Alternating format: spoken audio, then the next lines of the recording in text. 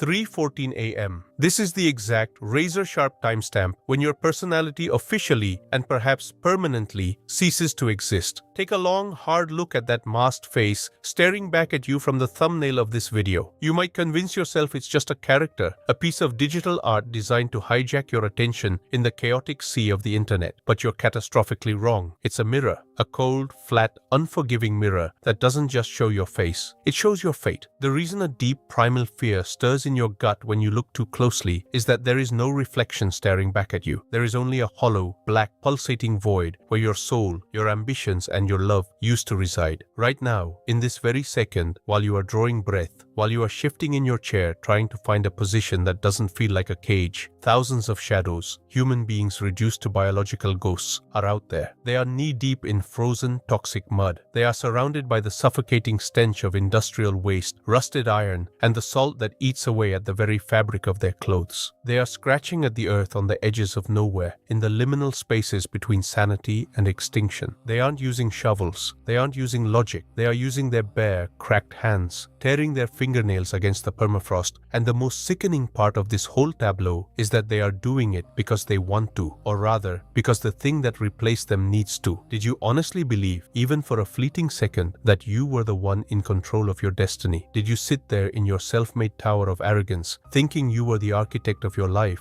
a rational being capable of making calculated moral choices? It's time to wake up from that fever dream. That's just the comforting lie your brain tells you, a sedative to keep you from collapsing into a catatonic state of horror once you realize the sheer complexity and tightness of the cage you've spent years building for yourself. It never starts in the frozen forest. It never starts in that shivering dark alley behind a dumpster or the rotting urine-stained stairwell of a concrete high-rise. No. The tragedy is much more mundane. It starts in the deceptive, warm, and suffocating safety of your own home. You're sitting there, in the quiet, maybe with a plate of those pickles you crave, the television humming a low, static frequency in the background, carefully curating a fake atmosphere of a normal life. But inside the dark, chemical basement of your hypothalamus, a timer has already reached zero, the countdown is over, and the explosion has already occurred in your neurons before you've even blinked. It wasn't a choice you made, it was a click, a sharp biological command that bypassed your frontal cortex entirely. Your brain, this masterpiece of millions of years of evolution, has been demoted. It is no longer a tool for survival or creation. It is now just a compromised piece of hardware running a malicious, unstoppable virus called Alpha. This isn't some digital hacker looking to drain your bank account or leak your private photos. This is a molecular predator that has one goal: to delete your ability to want anything else in this world. Your dreams of an empire, deleted. Your memories of your mother's voice, overwritten. Your need for air, for food, for dignity, corrupted. The phone vibrates in your pocket. That tiny mechanical pulse, no more than a fraction of a watt, feels like a 1,000,000-volt lightning strike directly to your nervous system. The blue, sterile, and murtvany light of the screen sears through your retinas, leaving a permanent burn of a coordinate map on the back of your eyes. A photo, a twisted, skeletal birch tree, a rusted section of a chain-link fence, a pile of construction debris, and a small neon-red arrow pointing directly into the gaping mouth of hell. In that single second, everything human in you enters a state of permanent hibernation. You look at your hands as you stand up, and they don't belong to you anymore. They are foreign manipulators, robotic claws that find the keys on the counter, zip up the heavy jacket, and tie the laces of your boots. You're screaming, muffled and gagged, behind the heavy, locked doors of your own consciousness. Stop! It's sub-zero out there. You promised you were done. You promised this was the last time, but the body doesn't work for the architect anymore. It's been leased out for a price you can't afford to the parasite. You step into the hallway, and the smell, a stagnant, suffocating cocktail of damp concrete, old lead paint, and stale, cold urine, is your new oxygen. It's the only thing that smells right now. The elevator, its interior scarred by cigarette lighters and etched with the names of people who no longer exist, drops you slowly into the underworld. You hit the street, minus 15 degrees Celsius. The wind is a jagged, rusted blade of ice dust cutting into your skin, searching for any gap in your armor, but you don't feel it. There is a fire raging in your veins that water can't touch and wine can't cool. You're a ghost, a glitch in the system, moving through a world populated by mannequins. You see families coming home, couples holding hands, people carrying bags of groceries. They exist in a different dimension, a distant galaxy where dopamine is still earned through love, hard work, and the simple beauty of existence. You look at them with a sick, elitist pride, a hollow arrogance, thinking they are the slaves. But look at the reflection in that dark shop window. Look at the tattered jacket, the dilated, haunted eyes, and the absolute terrifying vacuum inside your chest. The train tracks are clicking in the rhythmic, obsessive tempo of your own pulse, accelerating your descent into the dark. You're heading to the end of the line, to the final station, where the pavement stops and the laws of humanity are permanently deleted from the hard drive of the world. Did you really think, in your infinite narcissism, that you'd be the only one out there in that skeletal winter woods? Did you actually hope for a private, dignified moment with your sickness, away from the prying eyes of the world? You were catastrophically, laughably wrong. This isn't a forest anymore. The trees aren't living organisms. They are bars. This is a vast, snow-covered mass grave for human dignity, an open-air asylum where the inmates are armed with flashlights and desperation. The moment you kill your flashlight to avoid being spotted by the imaginary ghosts of authority, the darkness around you starts to breathe. It's not the wind. It's the collective rustle of 1,000 synthetic jackets. It's the crunch of 1,000 broken branches under the boots of 1,000 lost souls. It's the low, rhythmic sound of 100 feverish, desperate whispers echoing through the pines like a distorted choir. Welcome to the dance of the dead. Everywhere you look, if you dare to look at all, shadows in hoods are scattered across the wasteland. They don't talk to each other. They don't offer a hand. They don't even acknowledge the existence of another human being. To them, you are just another obstacle, another potential threat to the treasure. Each one is a solitary predator and a frantic, whimpering victim simultaneously. You see a man, his face half frozen, trying to pry the earth open with a stolen, rusted soup spoon. You see another figure, curled in a ball, tearing at a frozen birch root with his teeth because his hands have gone completely numb and he can no longer feel his fingers. Paranoia isn't a feeling here, it's a physical weight, a heavy iron collar around your neck that gets tighter with every breath. Every sound, a snapping twig, the distant hoot of an owl, is a gunshot. Every distant headlight from a passing car on the highway feels like the final, blinding light of your life. The raid, the cops, the ambush, it's over, pulses in your brain like a strobe light in a dark room. But the fear is a secondary program now, a legacy code that is being overwritten. The primary directive, the only thing that matters, is the cash, the package, the neon salvation. Your survival instinct has been uninstalled. Your fingers are blue, then a sickly purple, then a dead waxy gray. They won't bend. Your feet are blocks of wood, disconnected from your brain. The snow that got inside your boots during that long walk has melted from your body heat and refrozen into a jagged, agonizing crust of ice. But you dig like your life depends on it, and in a way, it does, because the parasite won't let you breathe, won't let you sleep, won't let you be until the command is satisfied. A little deeper, to the left, under the black rock near the rusted pipe, it whispers, its voice smoother than silk and sharper than a razor. And then, just as your heart is ready to stop from the sheer soul-crushing exhaustion and the biting Arctic cold, your fingers hit something slick, something that doesn't belong in nature. A small, heavy, rectangular package wrapped in neon orange electrical tape. In that microsecond, a nuclear bomb of relief goes off in your brain. A flash of white light that feels like the very hand of God just reached down and touched your forehead, forgiving every sin you've ever committed. But it's a lie. It's a chemical forgery. It is immediately followed by a horror so deep, so primordial, that it makes the dark forest look like a sun-drenched playground. You raise your head. You can't help it. A stray flashlight beam from another shadow, another hunter in the dark, catches your face for a heartbeat. There is no joy in your eyes. There is no victory. There is no win. There is only the dilated, manic, and terrifying pupil of a beast protecting its kill. You look directly into the camera lens of the world, and it's the gaze of a man who just traded the last remaining remnants of his soul for 60 minutes of artificial chemical peace. You pray, not to God, but to the walls of your apartment. You want to be back there, safe, warm, normal, with your pickles and your TV and your humdrum boring life. But you realize with a soul-crushing absolute clarity, home is gone. That place doesn't exist for you anymore. Your home is this hole in the dirt. Your family are these hooded shadows. And this cold, it's not on your skin anymore. It's not something you can wash off or warm up. It's in your blood. It's in your marrow. It's the fundamental binary code of your existence now. You're a program that has just completed its first agonizing loop. And the system, the great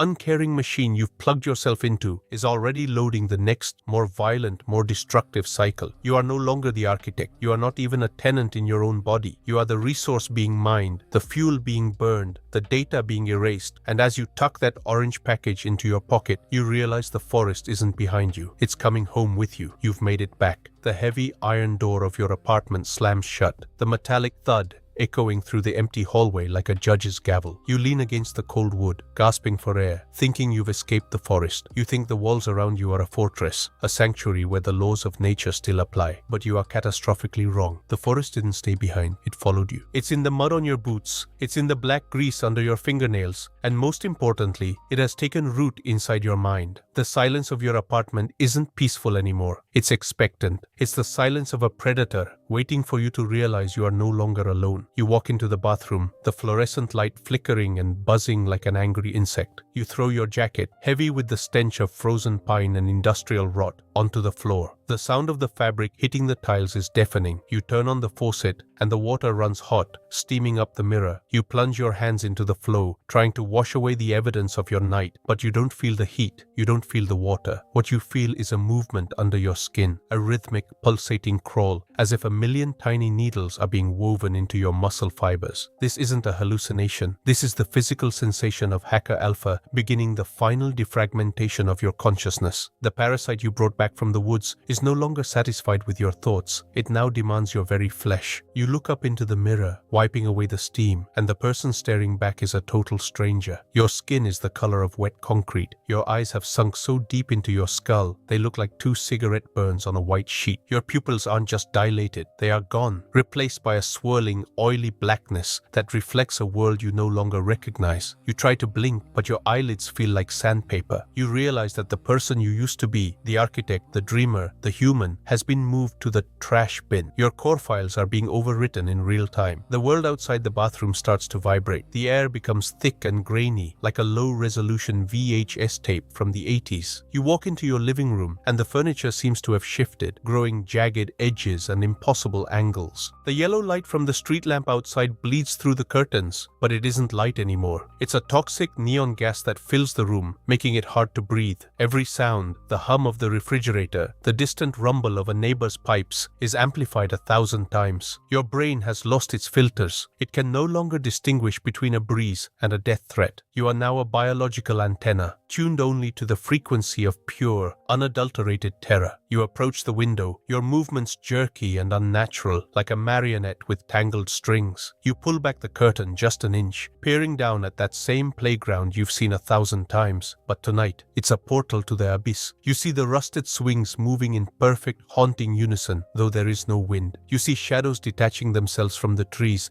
and moving toward your building. You are convinced that the whole world is an ambush, a grand conspiracy designed to watch you fall. Paranoia isn't a symptom anymore. It's your entire reality. You check the locks on the door. 1, 2, 3. You check them again. You listen to the footsteps in the hallway, certain that they are coming for you. Your body is a wire tightened to the point of snapping, and in this darkness, you realize the empire of your reason has officially collapsed into dust. You are a hostage in your own home, afraid to even draw a breath, lest the monsters you've invited in decide to strike. If you feel the walls of your own reality starting to crush you, if that icy, manic whisper in your head is becoming the only voice you hear, do not try to fight this hack alone. In my Telegram channel, I'm gathering the survivors, the ones who decided to reclaim their source code and break the loop before the system crashes for good. There, we dissect the darkness and map out the exit. Link in the description. Join us if you are ready to take your will back from the parasite. You think this descent into the vacuum is infinite. You believe that once the parasite takes hold, there is no bottom, only a forever fall through a black digital sky. But every program, no matter how malicious, has a termination point. The only question that matters now is whether that point will be a total, irreversible system crash, or if you will find the strength to hit the hard reset. When Alpha takes full control of the motherboard, it begins to wipe your fundamental BIOS settings. It deletes the U file. You forget the sound of your mother's laughter. You forget the feeling of a summer breeze on your face. You forget the moments of true, unsimulated joy. All that remains is the loop, the search, the wait, the paranoia, the decay. You are sitting on the cold floor of your room now, hugging your knees, rocking back and forth in a rhythmic, catatonic motion. Time has been deleted. It feels like 1,000 years have passed since you left that forest, yet the digital clock on the wall still blinks 4:20 a.m., mocking you with its frozen numbers. You look at your hands. They look like they're made of gray, porous stone. Your thoughts are viscous, flowing like black tar through a clogged pipe. And it is here, in this absolute thickness of despair, that you finally see it. You see the architecture of the trap. You realize that the parasite isn't some external demon. It's a ghost you've been feeding with your own fears and your own laziness. You see how the chemical hacker uses your own hardware, washische Neurone, to simulate a reality where you are helpless. And in this moment, at the absolute nadir of your existence, a spark of the original architect flickers back to life. A true architect isn't someone who builds golden palaces in the clouds. A true architect is someone who can look at a prison and figure out exactly which brick to pull to make the whole thing crumble. To break this loop, you don't just quit. You don't just stop. Those are human words, and you are currently operating on machine logic. You need to reflash your entire operating system. You need to learn to distinguish between your true human impulses and the fake data packets the parasite is feeding into your stream. You must realize that the paranoia, the shadows in the corner of your eye, the feeling of spiders under your skin, they are just glitches. They are dead pixels in a corrupted file. You start small. You regain control of your breathing, one bit of data at a time. Inhale, hold, exhale. Each conscious breath is a territory you are winning back from the virus. You look at the shadow behind the door and you say out loud, you are a trick of the light. You have no mass. You have no power. You are a programmer now, and you are manually deleting the corrupted lines of code. This is a war of attrition. It's a fight for every single neuron, every single synapse. The parasite will fight back. It will scream in your ear, promising you that the forest is the only place you belong, that the salvation in the orange tape is the only truth. It will try to convince you that the architect is dead and only the beast remains. But now you know the secret. The forest is a green screen. The shadows are just bad lighting, and the beast is a script that can be stopped. You begin to rebuild the empire from the ashes of the old world. You open the window, and for the first time in months, you don't see an ambush. You see the morning. You let in the fresh, crisp air, and you realize it doesn't smell like rot. It smells like opportunity. You look at the people on the street, and they aren't mannequins anymore. They are potential. They are mirrors of what you can become again. It won't be easy. You will be haunted by phantom pains, by flashes of the old darkness, by the sudden, terrifying urge to go back. But you have the tools now. You have awareness. You are no longer the program being run by a chemical master. You are the programmer. You are rebuilding your values from scratch. You are learning to find dopamine in the simple, analog beauty of the world, in the way the sun hits a brick wall, in the actual taste of food, in the sound of a voice that isn't a whisper in your head. Your exit from the loop starts the moment you admit that control was lost, but that the will to return is a fire that no hacker can extinguish without your permission. You choose life because you have looked into the void and realized how expensive the nothingness truly is. It costs everything. The path out of the forest is finished. You've reached the edge of the trees. The sun is coming up over the high rises, and for the first time, the architect is wide awake. Your new empire starts now.